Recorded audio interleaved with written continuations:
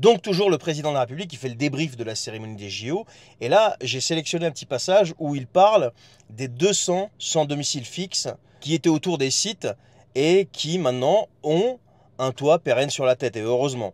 Regarde et on en parle juste après. Je n'oublie pas que dans le même temps, nous avons réussi l'héritage social des JO, avec plus de 200 grands marginaux qui étaient à la rue aux abords des sites d'épreuve et qui ont désormais de manière pérenne un toit. La préfecture de région, la DRIHL ont ici aussi réussi un formidable travail humain. Et puis l'héritage restera en termes de logement, en termes de bureaux, en termes d'équipements sportifs, en particulier en Seine-Saint-Denis. Et nous en avions tant besoin. Mais il restera aussi partout sur le territoire, avec ce qui a été fait avec nos amis polynésiens ou avec ce qui a été fait aussi à Marseille. Tout ça a été possible grâce aux équipes de la Solidéo. Et je veux les en remercier très profondément, Monsieur Ferrand, toutes ces équipes. Alors moi j'ai deux questions en fait.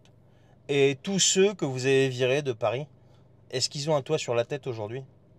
Première question. Deuxième question, où en est-on dans la promesse qui avait été faite dans le premier mandat déjà, qu'à la fin du premier mandat, il n'y aurait plus une personne sans domicile fixe dans la rue? Où en est-on en fait? C'est facile de venir récupérer et jouer les héros pour redorer son blason. Et puis là, quand je vois Valérie Pécresse derrière, mais alors là,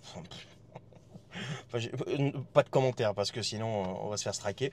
Mais c'est facile de venir jouer les récupérateurs et jouer les héros. Mais toutes ces promesses qui ont été faites, qu'est-ce qui vous empêche de sortir ces gens de la rue aujourd'hui? Ils ne sont pas des milliards. Qu'est-ce qui vous empêche de faire? Vous avez réussi à dépenser je ne sais pas combien de milliards pour des Jeux Olympiques. Vous ne pouvez pas prendre un petit milliard et sortir ces gens de la rue? Non, bah non, vous préférez venir vous la raconter en disant que, eh ben ouais, grâce au jeu, grâce à ce qu'on a fait, à notre œuvre, grâce à vous tous, grâce au préfet ou je sais pas qui, bah il y a au final que 200 SDF qui ont un domicile pérenne au-dessus de la tête. Alors que ce serait tellement simple, puisque quand vous voulez envoyer des armes, etc., ça vous arrive à trouver l'oseille. Mais pour pouvoir sortir ces pauvres gens de la rue et les aider à retrouver une situation stable et pérenne, comme tu dis, eh bien, ça serait très simple. Il suffit juste d'une décision, pas 36, une. Donc arrêtez le blabla et agissez, quoi. C'est beaucoup plus facile. Et là, à ce moment-là, on commencera à applaudir.